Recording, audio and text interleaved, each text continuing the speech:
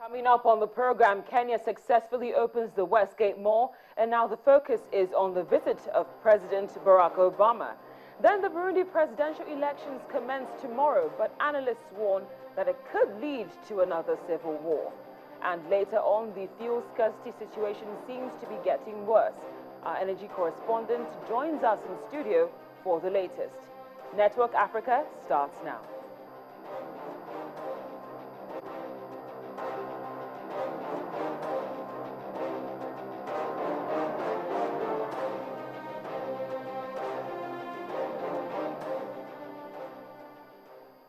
Hello there, you're welcome to Network Africa on Channels Television with me, Cynthia Are, and happy holidays to you. Just before we take a look at our top stories, let's take a quick look at the top 3 stories which made headlines on the African continent over the weekend. Residents of Nairobi, Kenya showed mixed reactions as the Westgate Mall, involved in a deadly attack in 2013, reopened on Saturday. The upscale shopping mall was stormed in September 2013 by Somali militant group Al-Shabaab, and a total of 67 people were killed in the attack. The mall's reopening has been hailed by some as a show of defiance, but not everyone is happy to see the mall back in business. We were there during the attack inside the Westgate Mall, and now we are coming back with all the spirit and boost and morale, and we are very happy to do that. The government must beef up the security on areas which are very prone to insecurity. It doesn't feel right. It should be a memorial something, memorial place. Yeah. So I don't think it's right.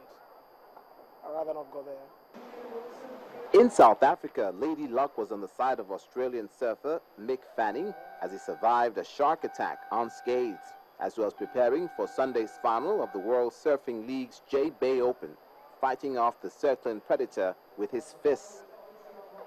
I was just sitting there, I was just about to just start moving, and then I felt something grab, got stuck in my leg rope, and I instantly just jumped away, and then it just kept coming at my board, and I just was kicking and screaming, and wow.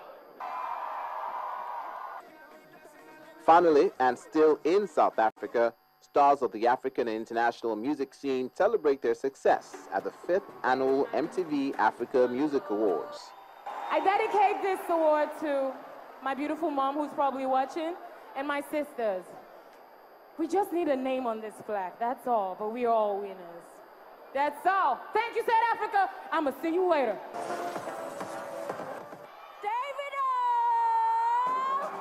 This is my second time in a row winning this award.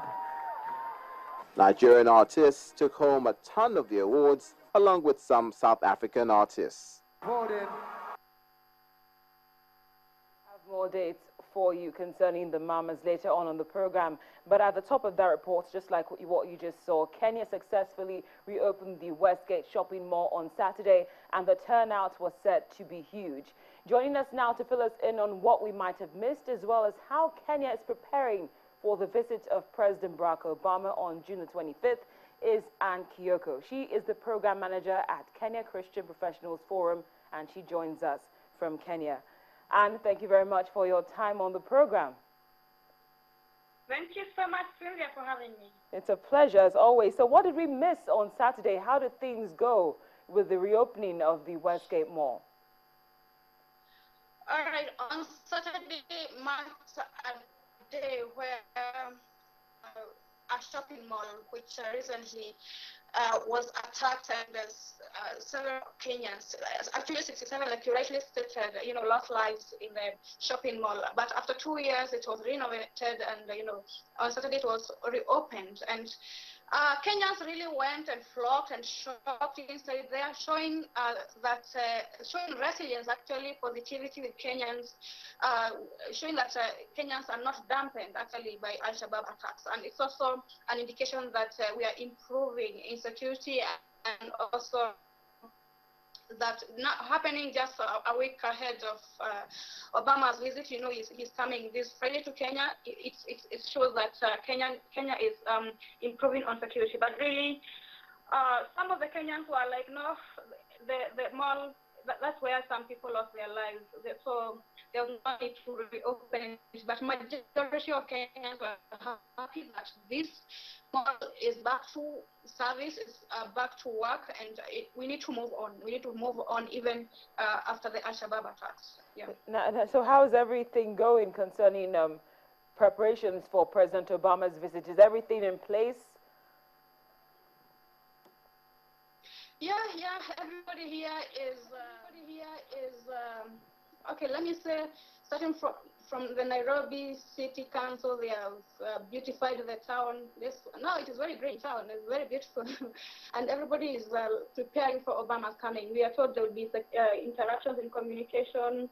The security is so tight, and after every, a few meters, you are checked, your security is checked, and yeah, and everything is supposed to be in place before he comes. So Kenyans are eagerly waiting for President Obama, yes, to attend the global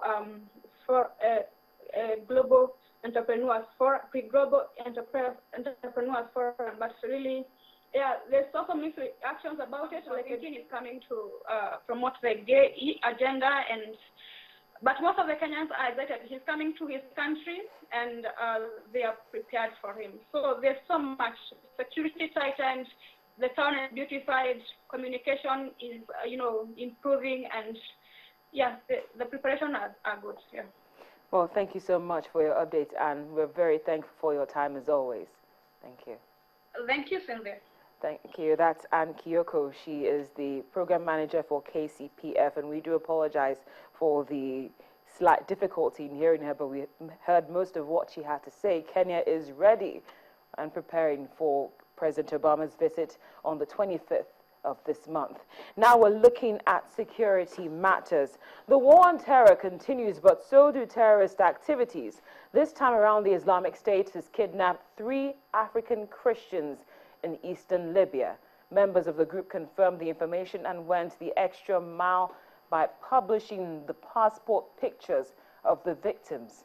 This incident hits close to home because the men are said to come from Egypt, Ghana, and Nigeria. The kidnapping took place in Nofilaya, that's an Islamic State stronghold southeast of Sirte, and the militant group has expanded in the North African country, that's Libya, by exploiting chaos and a security vacuum like it did in Iraq and Syria. Now, if it's true that these abductions are from Nigeria, Ghana, and Egypt, how exactly would the governments from the above countries handle the situation? Well, let's take a quick look at how governments have addressed past situations and the methods used. Now, when we look at what happens in the United States and the United Kingdom, the method used here is kinetic response.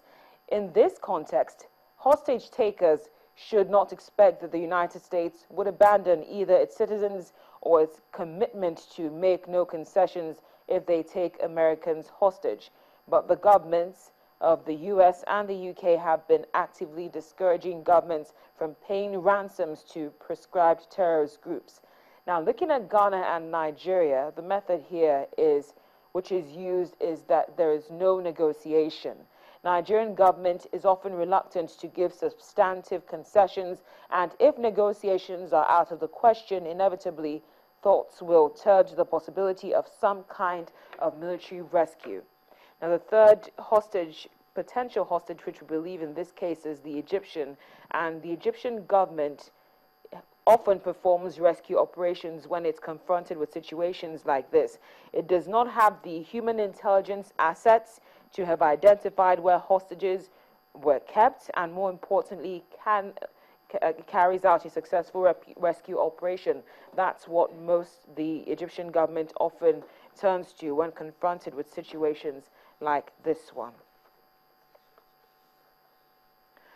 Well, coming up on Network Africa, Burundi elections hold tomorrow in the midst of the madness, and analysts suspect another civil war could be brewing for the East African country. Details in just a moment.